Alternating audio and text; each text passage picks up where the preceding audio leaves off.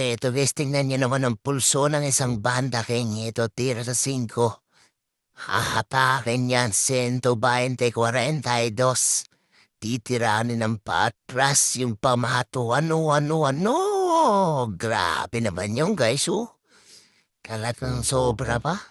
Grabe bumatak to. Batak na batak. So ito guys, kombinasyon naman. Napakahirap niyang kalkula guys. May pectus pa, oh. Ano? Ginanon lang, yan nga. At sapatos pa sa 9. So, eto tira dito, ibabaw na kontra pectus. Kontrahin yan guys. Yun at, naku, tumapyok. Arayin mo. Sayang yung guys. Tumapyok. Eh yun, dinipis ng kalaban. Grabe yung nangyari. Napakabilis yung mangyayari guys. So ito tira sa 7. Napakahirap na to. Ninipisin ulit to guys. Ito pag nahulog ulit, kakaiba naman ting nito. So dito nga sinipin na lang niya. Kasi mas madali yung settings tira.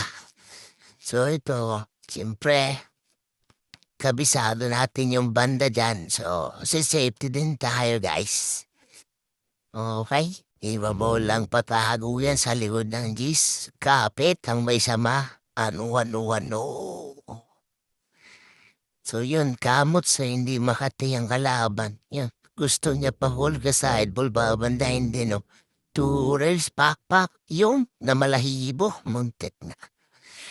So ito, bowling tayo dyan, guys. Bolenhan na. Wala nang gamot to.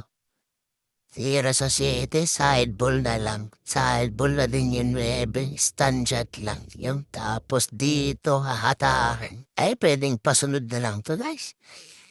Pasunod, okay. Yan, sports game na. Wala na.